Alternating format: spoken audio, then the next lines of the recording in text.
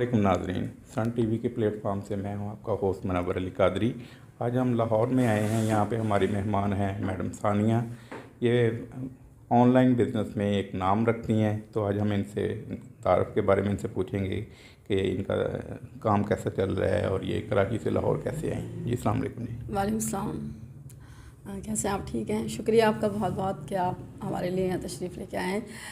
तो आपके चैनल के तवज्जुह से मैं ये बताना चाहूँगी कि मेरा ऑनलाइन का बिज़नेस है गुज़िश्ता 12 सालों से अल्हम्दुलिल्लाह, और मैं बहुत अच्छा बिज़नेस करती हूँ। आपको पता है कि ब्रांड्स की चीज़ें सारी जो है वो लंडा में आती हैं, तो महंगी महंगी जो होती है, जो ब्रांड कॉन्शियस है, लाहौर में स्पेशली ज़्यादा है, फैसलाबाद में, गुजरावाला में, कराची में तो आपको बआसानी मिल जाता है। तो मैं यहाँ पे जो है ना बिज़नेस करती हूँ, ठीक है। तो कराची में ये था कि वहाँ पे भी बहुत अच्छा चल रहा था। लाहौर में मेरे यहाँ के बहुत ज़्यादा कस्टमर है और मैं यहाँ पे होल सेलर बन गई, तो मैं यहाँ पे अपना कारोबार जो है यहाँ लेके आई थी और यहाँ पे मैंने बड़ा अच्छा काम किया। अभी गुज़िश्ता, आपको पता है, मैंने आपको सारे सबूत भी दिए हुए। तो मैंने एक घर लिया था रेंट पे, तो वो घर रेंट पे लिया। वहाँ हमारा कुछ सामान आया, जो आपको पता है कि एक हमारी नाइकी, एडिडास, उसकी चप्पलें होती हैं, एलवी के बैग होते हैं, बड़े बड़े महंगे महंगे बैग होते हैं। तो वो सारा सामान आया था। ऊपर से फिर मेरे ख़ुद के भी कपड़े बहुत ज़्यादा अच्छे होते हैं, फिर उस पर हम लोग ब्रांडेड कपड़ों का भी करते हैं, ज्वेलरी होती है हमारे पास। तो ये सारा आइटम लाजमी मैं एक लाइव करती हूँ। मेरा एक लाइव जो है वो 5 से 6 घंटों का होता है। तो माशाल्लाह से लोग जो हैं बहुत ज़्यादा मेरे लाइव को पसंद किया करते थे। अभी 1.5 साल हो गए मैंने बिल्कुल काम को बंद किया हुआ था, लेकिन मैंने दोबारा स्टार्ट लिया। दोबारा स्टार्ट लेने पे मैं लाहौर आई, तो लाहौर में हमने एक घर रेंट पे लिया था। वो डीलर ने हमको एक घर दिलाया। वो लाहौर में किस जगह पे था? स्टेट लाइफ सोसाइटी पे। अच्छा, तो कैसे वो आप उनसे यानी कि ना इंटरेक्ट हुई? वो मुझे डीलर था, मैंने उसको बोला मुझे ना, पहले तो मैं रहती थी अच्छे इलाके में रहती थी, तो वो लोग बहुत अच्छे थे, मेरे फ्रेंड्स थे। तो उनके यहाँ कोई मसला हुआ था, भाई वगैरह आ गए थे, तो उन्होंने कहा आप कहीं और शिफ्ट हो जाए। मैंने कहा ओके। तो मैंने ये घर रेंट पे लिया, डीलर ने दिलाया। तो डीलर को आपको सब कुछ बताना पड़ता है। आपने डीलर को ये बताना पड़ता है कितने फैमिली मेम्बर्स हैं, आपका काम क्या है, सोर्स ऑफ इनकम क्या है आपकी, आप कैसे कमा रहे हो, और किराया क्या है कि आप 25,000 रुपये किराया दे सकते हो। तो ये सारा कुछ बताना पड़ता है। तो वहाँ पे आप पर मंथ क्या किराया आपका एग्रीमेंट बना वहाँ पे? 25,000 रुपये हम किराया देते थे, ठीक है, और 75,000 जो है हमने उनको एडवांस दिया था। यानी कि 75,000 आपने वहाँ पे एज एडवांस डिपॉजिट जमा कराया और 25,000 रुपये पर मंथ का किराए का एग्रीमेंट बना। तो वहाँ पे आप कितनी देर रहे? वहाँ ऐसा हुआ मेरे साथ, जो हादसा हुआ जिसके बारे में मैं आपको बताना चाह रही हूँ, कि पहला ही दिन आपको मैंने सारे सबूत दिए हुए हैं। तो पहला ही दिन था, हमने कुछ सामान वहाँ पे रखवाया। उसके बाद मैं अपनी फ्रेंड के घर चली गई जहाँ रहती थी। तो दूसरे दिन फिर मैं वापस आई। तो आई तो इन्होंने कहा कि आप बहुत ज़्यादा थकी हुई हैं, तो आप चाय पी लीजिए। इन्होंने मुझे चाय दी।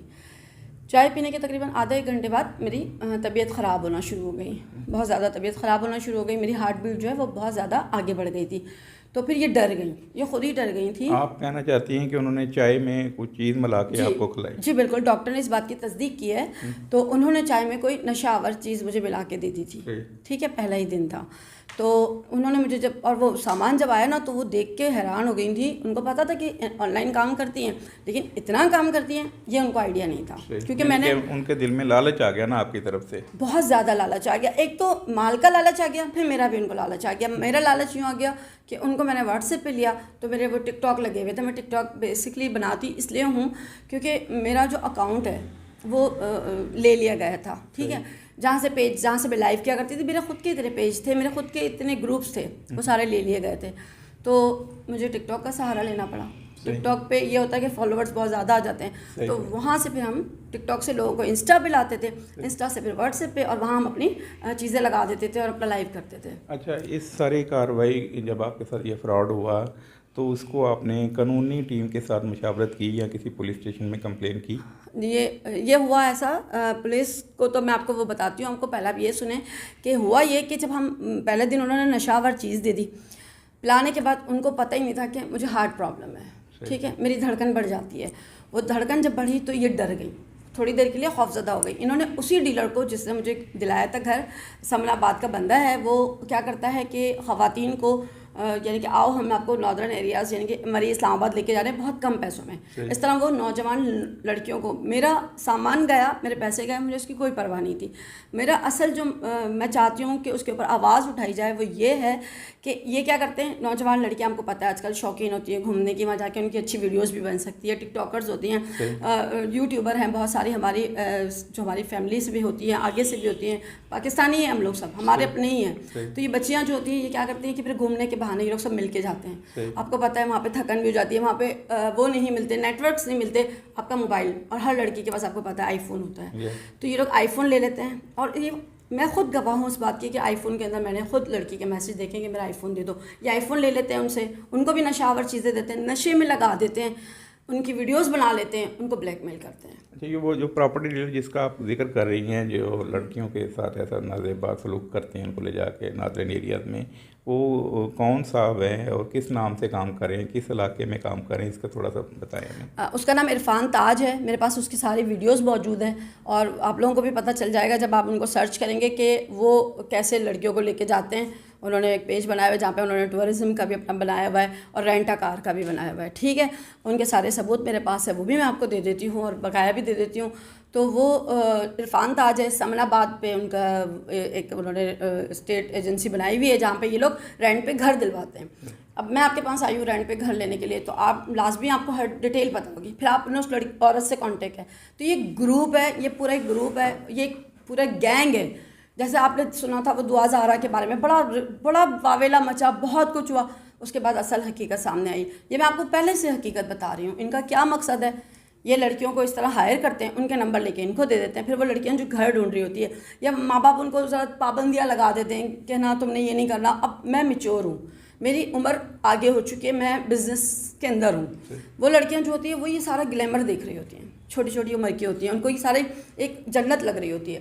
تو کیا ہوتا ہے کہ وہ کہتی ہے کہ باپ باپ کی پابندیوں سے وہ آزاد ہو جاتی ہے. وہ آزادی اچھی نہیں ہے.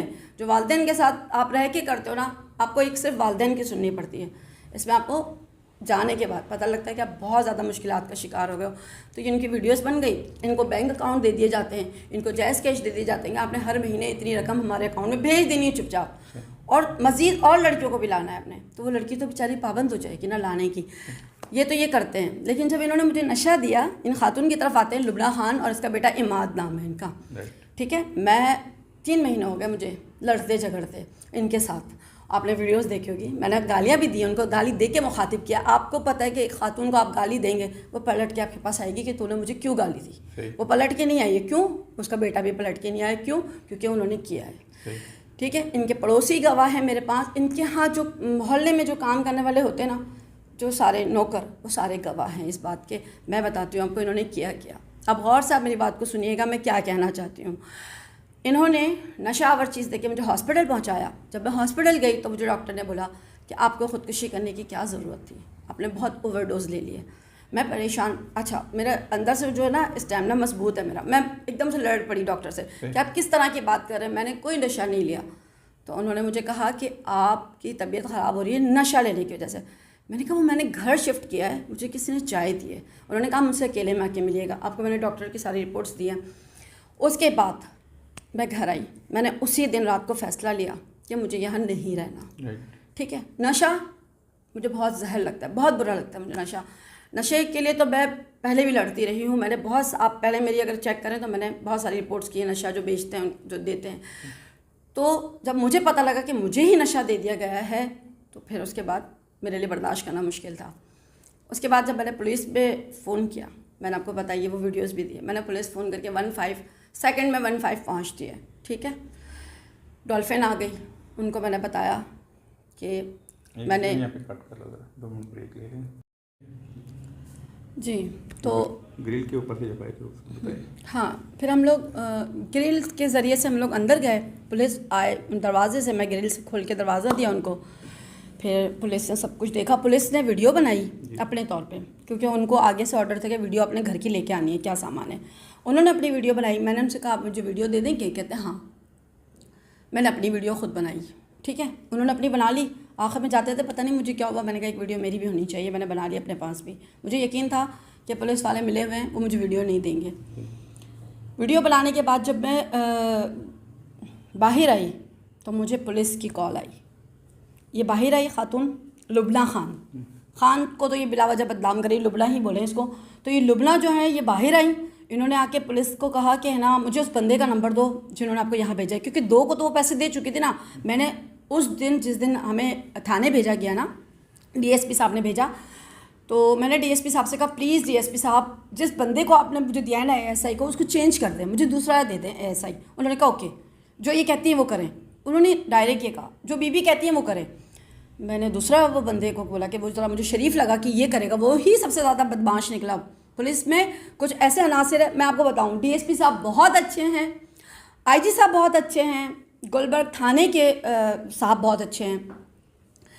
یہ سب لوگ جو بڑے بڑے آفیسر ہیں نا یہ بہت اچھا کام کر رہے ہیں, کیونکہ میں گواہ ہوں, میں وہاں تک پہنچی ہوں, میں گواہ ہوں.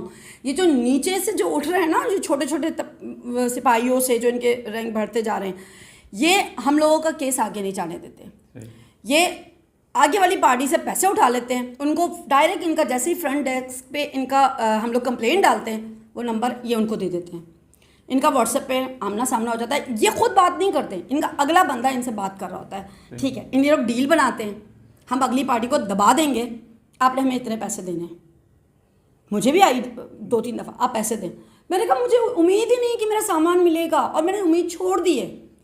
میرا پاسپورٹ نہیں ملے گا, میں عمرہ کر کے آئی ہوں, میرے سونے کی رسیدیں میرے پاس پڑی ہوئی ہے, میں ڈائریکٹ یہاں پہ آئی ہوں. اچھا, پولیس نے مجھ سے جب دروازہ کھولنے سے پہلے پوچھا کہ اندر آپ کا کیا سامان ہے, میں نے ان سے کہا میرا قرآن پاک اندر رکھا ہوا ہے سعودیہ کا, ٹھیک ہے, قرآن پاک ہے, اور میرا آب زمزم ہے, مجھے آپ وہ دلا دیں. کیونکہ مجھے یقین تھا یہ سب کچھ چوری کرے گی, یہ قرآن پاک کو ہاتھ نہیں لگائے گی, اور یہی ہوا. ہم جب اندر گئے, اور آج بھی آپ اگر پولیس میرے ساتھ لے کے چلیں, ہم وہ دروازہ کھلواتے ہیں, آپ اندر چل کے دیکھیں قرآن پاک اپنی جگہ پہ موجود ہوگا. کیونکہ میں اس قرآن پاک کو وہاں رکھ کے ہی اسی لیے آئی تھی کہ یا اللہ یہ کتاب جو ہے نا یہ میری حفاظت کرے گی اور یہ گواہ بنے گی, کیونکہ یہ جھوٹوں کے سامنے میں نہیں بول سکتی. ہم ڈی ایس پی صاحب کے پاس گئے, ڈی ایس پی صاحب نے جب وہ پولیس مجھے دی, انہوں نے ویڈیو بنائی, جب ہم باہر آئے تو وہ اے ایس آئی مجھے کہتا ہے چابی دے کے آنا, سارے معاملہ نمٹا کے آنا. میں نے کہا معاملہ جب نمٹے گا جب یہ مجھے بقایا رقم ایڈوانس کی واپس کریں گے, مجھے میرا پورا سامان مل جائے گا. تو کہتے ہیں, میں نے بتایا نا حج کا دن تھا, چاند رات لگ گئی ہے, عید ہو رہی ہے, انہوں نے قربانی تک مجھے نہیں کرنے دی, اس سے زیادہ ظلم اور کیا ہوگا. کہتے ہیں اگر تم نے ان کو چابی نہیں دی, یہ اے ایس آئی رضوان کی بات کر رہی ہوں میں, تھانہ یہ نشتر کالونی کے, ان کے لیے بول رہی ہوں میں. انہوں نے بولا میں 3 دن تک تمہیں جیل میں بند کر دوں گا. یہ ان کے الفاظ تھے. ایک خاتون کو, ان کو کیا یہ سہولت دی گئی تھی کہ وہ مجھے بند کر سکتے تھے؟ انہوں نے کہا تم کو 3 دن جیل میں بند کر دوں گا. میں نے کہا آپ مجھے 3 دن جیل میں بند کریں, کیونکہ قربانی تو میں نے کی نہیں ہے, روڈ پہ تو میں ہوں, آپ لوگوں نے تو سارا میرا چھین کے مجھے روڈ پہ کر دیا ہے, ٹھیک ہے نا. میں اپنا مال لے کے جاؤں گی یا میں انصاف لے کے جاؤں گی, ٹھیک ہے. تو آپ مجھے ایسا کریں جیل میں بھیج دیں, عید کے 3 دن تو مجھے گوشت مل ہی جائے گا. یہ میرا ان کے الفاظ تھے. تو وہ چپ ہو گئے, چابی دے دو, چابی دے دو, چابی دے دو. انہی کے پولیس والے نے جو اندر آئے تھے, انہوں نے مجھے کہا کہ آپ ہمیں کچھ پیسے دیں, ہم آپ کے ساتھ کافی دیر سے ہمیں بھوک لگی ہے, ہمیں کھانا کھلا دیں. میں نے کہا پیسے تو میں نہیں دوں گی, پیسے نہیں دوں گی, ہاں کھانا کھلا دوں گی. میں نے ان کو کھانا کھلایا. جب کھانا کہتے ہیں نا آپ کوئی نیکی کرتے ہو, میں نے ان کو کھانا کھلایا تو انہوں نے پتہ ہی کیا کہا, میں نے یہ سمجھ کے کھلایا کہ یار آج بڑا دن ہے, اللہ تعالیٰ کو قربانی پسند ہے, آج میں اگر کچھ میرے پاس نہیں ہے اور میں قربان کر رہی ہوں تو اللہ کو بہت زیادہ میرا پسند آئے گا یہ دینا, اسی کی وجہ سے شاید آج میں یہاں کھڑی ہوں. تو جب میں نے ان کو وہ کھانا کھلایا تو اس میں سے ایک بندہ مجھے کہہ رہا ہے کہ آپ وہ چابی نہ دیں, آپ کے پاس کوئی پرانی کوئی چابی پڑی ہے وہ دے دیں, ہم وہاں تھانے میں وہ جمع کرا دیتے, اوریجنل چابی اپنے پاس رکھیں جب تک آپ کا فیصلہ. وہ انہی کا بندہ, پولیس کی اندر سے ہی بندہ مجھے سمجھا رہا تھا, اور میں نے وہی کیا, ان کو ایک چابی دی, اس کی ویڈیو ہے میرے پاس, چابی میں نے دی ہے, اس کی ویڈیو بنائی ہے میں نے, ٹھیک ہے. وہ چابی میرے پاس ہے, میں آپ کو دے سکتی ہوں, ابھی آپ مجھ سے لے لیجیے گا ان کے گھر کی, تاکہ آپ پولیس کو دکھا سکیں کہ چابی ہمارے پاس موجود ہے. لبنہ بیگم جو کرتی رہی ہیں, یہ نوجوان نسل کی لڑکیوں کی برہنہ ویڈیو بناتی ہیں, ان کو یہ بلیک میل کرتی ہے, اور یہ تاڑتی ہیں ایسے نوجوان لڑکے اور لڑکیاں جو کہ انڈیپینڈنٹ ہو, کام کر رہے ہوں یا پڑھائی کرنے آئے ہو. اس کو پتہ نہیں تھا, اس نے سمجھا کہ میں ایک ٹک ٹاکر ہوں. میں ٹک ٹاکر نہیں ہوں, مجھے کوئی فیم لینے کا شوق نہیں ہے, میں کوئی ٹک ٹاکر نہیں ہوں. میں بزنس کرتی ہوں اور میں بزنس میں ہی آگے جانا چاہتی ہوں. میں نے بہت سارے خواتین کو بزنس سکھایا ہے, اور لاہور میں بزنس کروں گی. یہ میرا اپنا شہر ہے. یہ لوگ کہتے ہیں کہ میں پرایا شہر ہے. کراچی کو الگ کر دیتے ہیں, لاہور کے لوگ الگ کر دیتے ہیں. یہ اپنے دماغ سے اب نکال دیں. یہ پاکستان ہمارا ہے. ہم کسی بھی شہر میں جا کے کاروبار کر سکتے ہیں. جہاں ہمیں نفع ہوگا, جہاں کے شہریوں کو نفع ہوگا, ہم وہ کام کریں گے, کیونکہ ہم پاکستانی ہیں. تھینک یو سو مچ. ٹھیک ہے جی, شکریہ. اچھا, ایک نا تھوڑا سا لبنہ خان کا ذکر کیا ہے. آپ کے بیان کے مطابق بہت ساری لڑکیاں اس کے چنگل میں پھنس چکی ہیں, تو آپ ان کے لیے کیا پیغام دیں گی کہ وہ ان سے کیسے فاصلہ رکھیں, اور نئی آنے والی لڑکیوں کے لیے کیا پیغام دیں گی کہ آپ ان سے کس طرح بچیں؟ یہ تو اللہ کا شکر ہے کہ میں اس کے دام میں نہیں آئی ہوں. اگر میری بھی کچھ ویڈیوز اس کے پاس ہوتی تو شاید میں آج بولتی نہیں, آج میں اس کو پیسے دے رہی ہوتی. تو میں نوجوان نسل کو خاص طور پہ, میں نے یہ ویڈیوز بہت ساری ٹک ٹاک پہ لگائی بھی ہے, 14 سے 15 سال, 15 سے 20 سال کی لڑکیاں جو بھی ہیں, لڑکیاں ہوں چاہے وہ لڑکے ہوں, جو چھوٹی چھوٹی ایج کے لڑکے ہیں, لڑکیاں ہیں, ماں باپ ان کے اوپر نظر اب رکھتے ہیں, لیکن وہ کیا ہے کہ معاشرے میں اتنی بے حیائی پھیل گئی ہے, وہ بچے آپ کے کنٹرول سے باہر ہو گئے ہیں. تو آپ نے صرف ان نوجوان بچیوں کو میرا ایک پیغام ہے, ٹھیک ہے, میرا یہ پیغام یہ ہے کہ کبھی بھی بھروسہ نہیں کریے گا کسی پہ بھی, کیونکہ اگر کسی کے پاس آپ کی ویڈیو آ گئی نا تو آپ کو اس نے بلیک میل کرنا ہے اور آپ کہیں کے بھی نہیں رہو گے, صرف اپنی عزت بچانے کے لیے. تو خدا کے واسطے کسی پہ ٹرسٹ نہ کریں, کسی کی دی ہوئی چیزیں نہ کھائیں. آپ نے پتہ نا ٹرین پہ بھی لکھا ہوتا ہے کہ کسی اجنبی سے آپ نے کوئی چیز لے کے نہیں کھانی ہے. آپ ان کے عتاب کا نشانہ نہ بنیں, کیونکہ ان کا بہت بڑا نیٹ ورک ہے. ہر کوئی اس بارے میں نہیں بات کرے گا جو بات میں کر رہی ہوں. ان کا بہت بڑا نیٹ ورک ہے. آپ گھومنے چلے جاتے ہو, 4000 6000 میں یہ پورا پاکستان گھما رہے ہیں. آپ کو کون گھماتا ہے؟ کیوں گھمائے گا؟ اتنا کرایہ ہے, کیسے گھمائے گا؟ یہ لوگ گھما رہے ہیں نا آپ کو, یہ بیوقوف بنا رہے ہیں. آپ کا مال بھی لے لیں گے, آپ کی عزت بھی لے لیں گے, اور آپ کو پیچھے بچے گا بھی نہیں. بہت ساری لڑکیوں نے خودکشی کی ہے, بہت ساری لڑکیاں مر جاتی ہیں, ماں باپ خود مار دیتے ہیں, پتہ ہی نہیں چلتا, صرف عزت بچانے کے لیے. لیکن اگر آپ پھنس چکے ہیں تو اپنے والدین کو بتا دیجئے اور بے نقاب کیجئے. آپ کا نام صیغہ راز میں رہے گا. سن ٹی وی کے ساتھ جو بھی آپ کو مسئلہ ہے, پلیز آگے بڑھیے اور اپنے دفاع کیجئے اور دوسری آنے والی بچیوں کو بچائیے. میں صرف اس لیے آئی ہوں کہ میں نے دوسری بچیوں کو بچانا ہے. جی, شکریہ. Thank you.